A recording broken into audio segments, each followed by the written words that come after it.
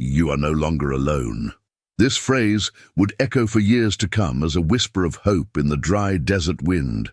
The afternoon heat weighed down the land like an iron blanket as Thomas Mitchell guided his horse down the dusty path that led into town.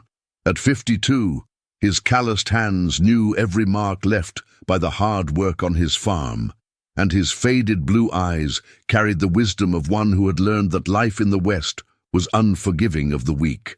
The grey beard that covered his angular face trembled slightly with the movement of the horse as he watched the infinite horizons stretch out before him like a sea of dry land and stones. The silence of the plain was broken only by the rhythmic sound of hooves against the hardened ground and the constant whisper of the wind that carried the aroma of mugwort and dust.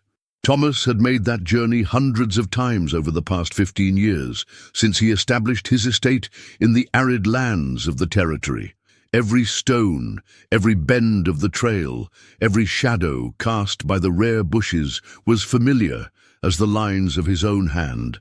But that afternoon, something different caught his attention. A small elevation in the landscape, where normally only rocks and undergrowth marked the terrain, revealed shapes that did not belong to that place. Thomas pulled the reins, and his horse stopped obediently, his ears attentive to the sound of the wind. It was not the usual groan of the parched wood or the whistling between the stones. It was something softer, more human. He got off his horse with the caution of someone who had learned that in the West, every surprise could mean danger. His steps were measured, deliberate, as he approached the small depression in the terrain where a large rock offered scant shade against the relentless sun.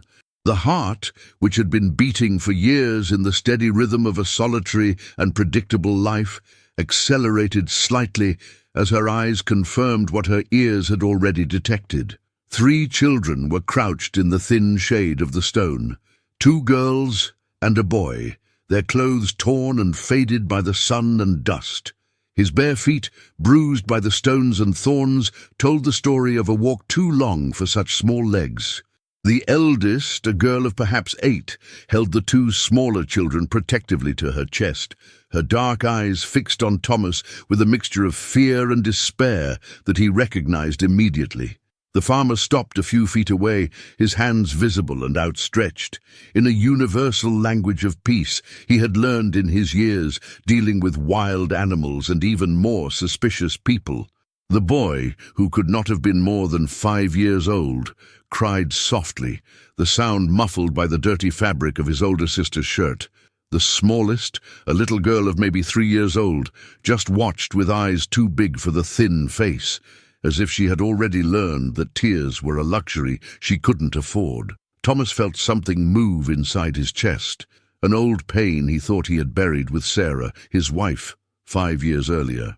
The loneliness that had become his constant companion seemed to falter before those 3 pairs of eyes that watched him with the intensity of someone who knew that his survival depended on every movement, every word, every gesture of that tall man who had appeared out of nowhere in the middle of the desert.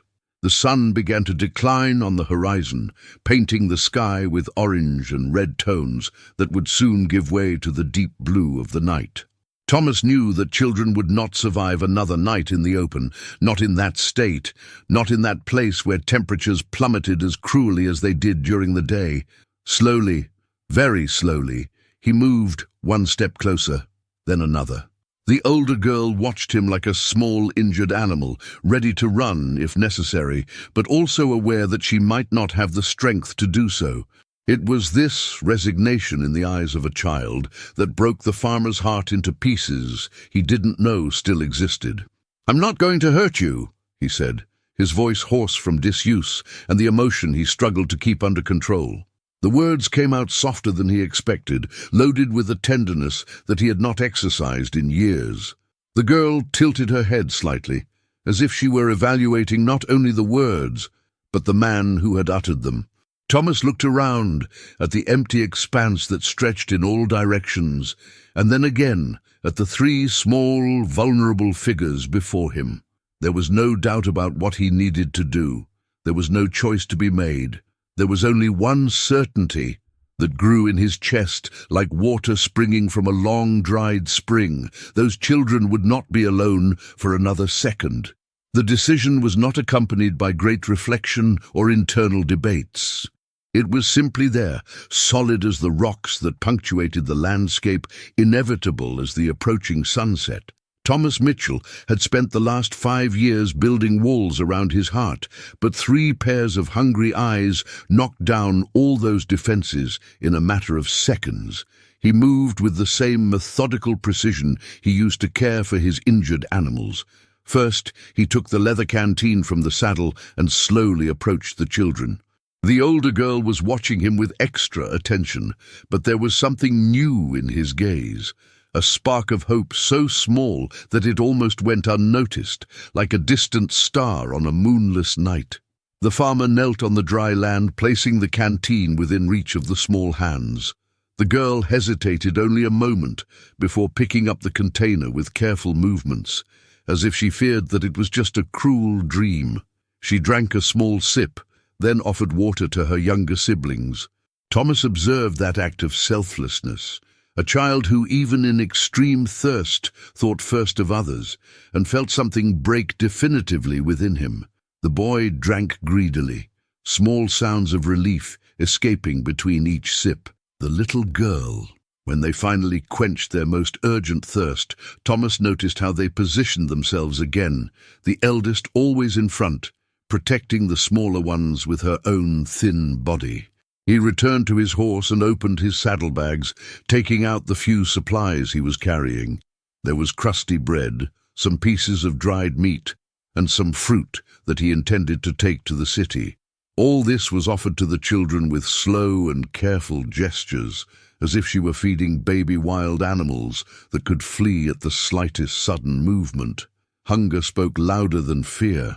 The 3 children ate with an urgency that told the whole story of deprivation that Thomas didn't need to hear in words. He mentally calculated how many days they could have spent without proper food, how many nights out in the open, how many miles they had traveled with those small, bruised feet. As they ate, Thomas studied every detail. The older sister had tangled brown hair that was once carefully braided by loving hands. The boy had the same dark eyes, but there was an innocence in them that the girl had already lost. She carried the weight of responsibility for her siblings like a heavy rock on her small shoulders. The smaller one was different, with lighter hair and faded green eyes that resembled mugwort leaves. Perhaps they were not all blood brothers, Thomas thought, but the love that bound them together was stronger than any genetic tie. The sun continued its inexorable descent toward the horizon, and Thomas knew he needed to make a practical decision. The city was still 2 hours away from Riding, and his horse could not carry 4 people that far. His farm, however, was only 40 minutes in the opposite direction. He looked at the children, who had finished eating and were now watching him with that intense attention that only the desperate can maintain. The older girl seemed to be trying to decipher his intentions, studying every line of his face as if she could read the fate of them all. Thomas got up and walked over to the horse, checking on the animal's condition. The bay horse, a faithful companion for many years, looked at him with that infinite patience of animals that know their owners well. It would be possible to take the children to the farm if he walked alongside, guiding the animal while the 3 of them settled in the saddle. The decision was made before it was even fully formed in his mind. He went back to the children and reached out to the older girl. She stared at the calloused hand for a long moment, then looked up at the man's bearded face. There was a silent question there, a mute plea for reassurance that Thomas knew he could not offer with words. Instead, he simply waited. He waited while she weighed her limited options, as she calculated the risks of trusting a stranger against the certainty of death in the desert. He waited while she looked at her younger siblings and made the decision that a child should never have to make. When she finally put her small hand in his, Thomas felt the weight of a responsibility he hadn't sought but would accept without hesitation. He helped her up, then lifted the boy in his arms, surprised at how light the boy was. The little girl came naturally, clinging to Thomas's leg as if he were a safe haven in a storm that had lasted too long. Seating the three children in the saddle required patience and creativity. The older girl stood in front, holding the reins tightly. The boy in the middle, leaning against her, and the smaller one behind, her skinny arms hugging her brother's waist. Thomas adjusted the positions several times until he was sure they would be safe during the journey. When they finally began to move, the farmer walking beside the horse with the reins in one hand, he looked one last time back to the place where he had found the children. There was nothing left but stones and growing shadows. But Thomas knew that this place would forever be etched in his memory as the point where his solitary life took a completely new direction. The afternoon wind now carried different sounds, no longer the heavy silence of loneliness, but the gentle breathing of three children who could finally relax after days or perhaps weeks of constant terror.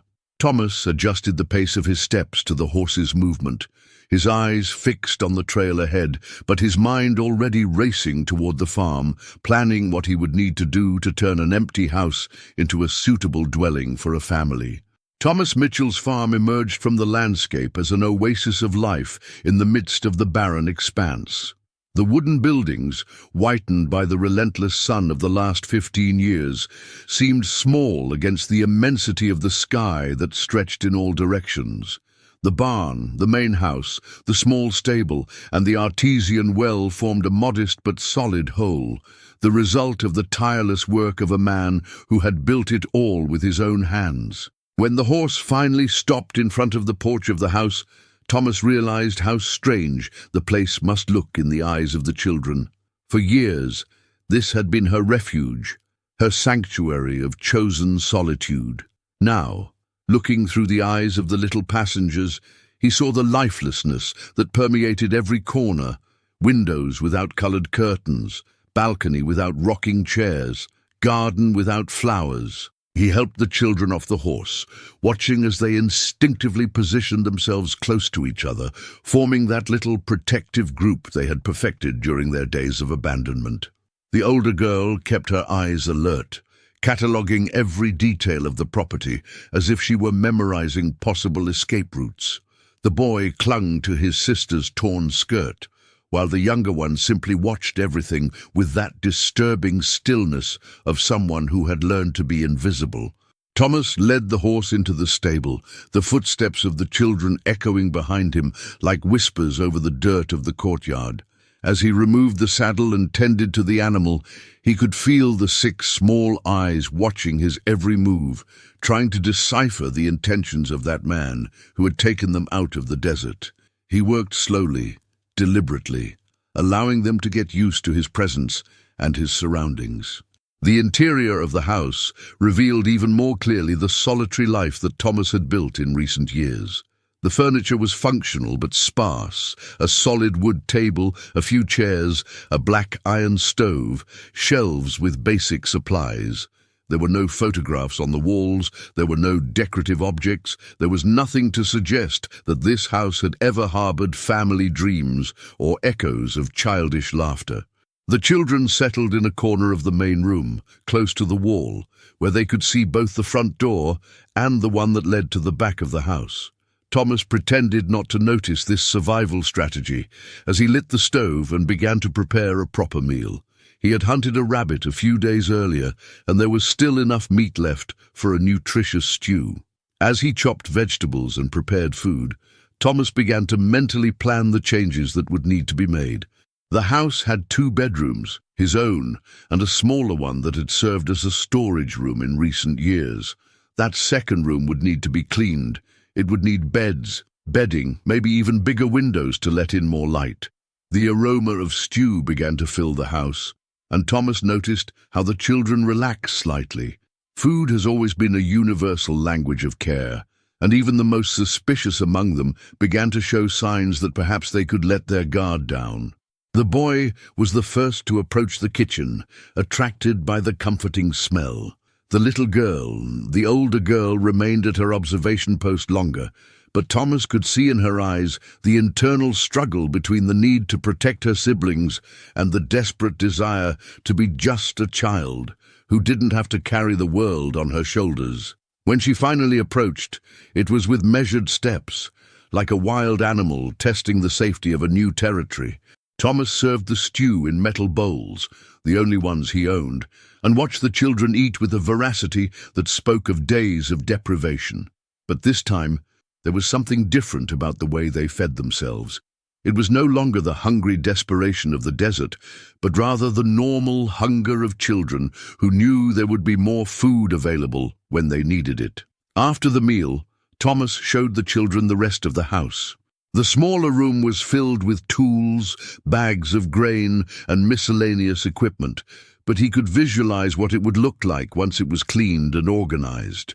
There was enough space for 3 small beds, maybe even a chest to store clothes and personal belongings. Night came quickly, as it always did in the desert. Thomas improvised beds on the floor of the main room using blankets and cushions, creating a cozy space near the fireplace where the children could sleep safely. They settled together, again forming that protective group that had become their survival strategy. As the small breaths became more regular and deeper, Thomas remained awake in his favorite chair, watching the 3 little faces finally relax in sleep. For the first time in years, your home was teeming with life, not just the biological life of breathing bodies, but the emotional life that comes with the presence of other human beings who depend on you. He thought of Sarah, his wife, and how overjoyed she would have been with this situation. Sarah had always dreamed of children, had always talked about how wonderful it would be to fill that house with childlike voices and joyful laughter. The irony did not go unnoticed. 5 years after losing her, 3 children had arrived on her doorstep, as if they were a late gift from fate. Thomas knew that the next few days would be challenging. He would need to go to the city to buy clothes, shoes, material to renovate the room. I would need to learn things I had never thought necessary: how to care for tangled hair, how to treat small wounds, how to recognize when a child was scared even though they tried to look brave. But as he watched those 3 little beings finally rest safely, Thomas felt something he hadn't experienced in a long time. A purpose that went beyond mere survival, beyond the lonely routine that had become his life. There were now people who depended on him not only for food and shelter, but for hope, for the future, for the certainty that they would no longer be alone in the world. The night wind whispered through the cracks of the house, but the sound no longer carried the familiar melancholy of loneliness. Now it brought with it the promise of different tomorrows, of a home that would once again be a home, of a family that was born not of blood, but of mutual need and human compassion in its purest form. 3 months had passed since that afternoon in the desert, and Thomas Mitchell's farm had become an unrecognizable estate. What was once a collection of functional but empty buildings now pulsated with the vibrant energy of a real family. Colorful curtains adorned the windows, small shoes rested neatly on the porch, and the sound of childish laughter echoed through the courtyard like music that had not been heard in those lands for a long time. The smallest room in the house had become a complete children's universe. 3 small beds occupied the space with mathematical precision, each with its own blankets and pillows. Thomas had built a wooden chest where the children kept their new clothes and the few toys he had managed to buy in the city. The older girl, who now answered to the name of Emma, had been given a rag doll that she would not let go, even to sleep. The boy, who was named Joshua, owned a carved wooden horse that Thomas had made with his own hands during the silent nights. The smallest, little Lucy, always carried with her a cloth teddy bear that had become her inseparable companion. The routines of the farm had naturally adapted to the presence of the children. Emma, despite being 8 years old, showed an astonishing ability to help with household chores. She had learned to cook simple dishes and cared for her younger siblings with the dedication of someone much older. Joshua, with his 5 years full of energy, followed Thomas throughout the property, observing every movement, every technique, every detail of the farm work, with the intensity of someone who wanted to learn everything at the same time. Lucy, still too small for great responsibilities, limited herself to spreading joy wherever she went, her crystalline laughter turning the simplest moments into celebrations. Thomas found that caring for children required skills he had never known he had. She learned to braid her hair, to tell bedtime stories, to recognize when silence meant sadness and when it indicated only contemplation. She learned that bandages on scraped knees needed to be accompanied by soft words, that nighttime fears were best dispelled by a calm presence at her bedside, and that some questions about the past were best left unanswered until the children themselves felt ready to speak. The town had received the news of the new Mitchell family with the curiosity typical of small communities. Some people expressed surprise at Thomas's sudden decision to adopt 3 orphaned children, but most approved of his attitude. The pastor of the local church had offered to help with adoption papers, while the school teacher was eager to welcome Emma and Joshua as new students when the next semester began. Thomas had visited the county judge several times over those months, navigating the bureaucracy necessary to formalize the children's situation.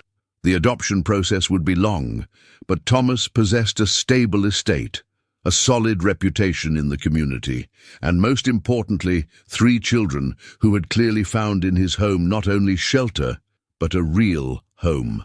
The judge had expressed his approval during the last visit, commenting on how healthy and happy the children looked. The memories of the desert had become increasingly distant for the 3 children. Occasionally, especially during storms or times of stress, they still showed signs of the trauma they had experienced. Emma would sometimes wake up in the middle of the night, checking to see if her siblings were still safe in their beds. Joshua had nightmares in which they ran again through the desert. Lucy sometimes refused to leave the house, as if she feared that the outside world might take her away again. But these moments became increasingly rare, replaced by a growing security that came from stable routine and unconditional love. The property had also prospered with the arrival of the children. Thomas discovered a renewed motivation to expand and improve his farm. He had bought more animals, planted a bigger garden, even built a small chicken coop that had become Lucy's special responsibility. The little girl talked to the chickens as if they were personal friends, and the eggs she collected every day were always presented to Thomas as if they were precious treasures. Emma had shown a natural talent for handling horses.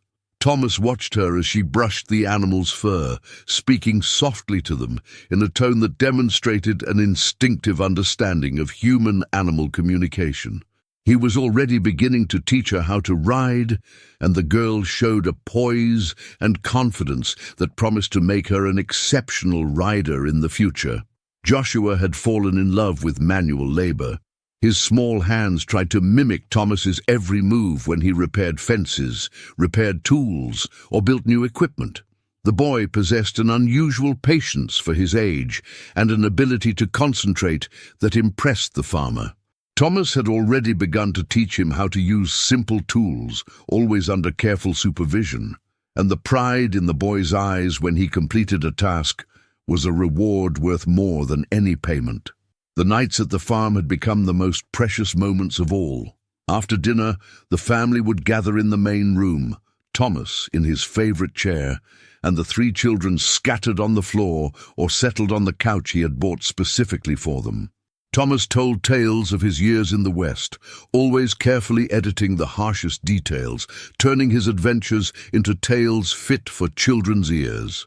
Emma sometimes contributed her own stories, creative fantasies that revealed a rich imagination and an ability to find magic in the simplest details of everyday life. During one of these nights, just days before what Thomas had begun to consider his new family's first birthday, he watched the 3 children gradually fall asleep as he spoke. Emma had bent over the arm of the couch. Joshua was stretched out on the carpet, with Lucy's teddy bear serving as a pillow, and Lucy herself slept on Thomas's lap, her soft, regular breath against his chest. In that moment of perfect stillness, Thomas fully understood the transformation that had taken place in his life. He hadn't just saved 3 children from the wilderness, they had also saved him from an existence that, while functional, was devoid of the kind of purpose that only love can provide. His home had become a home.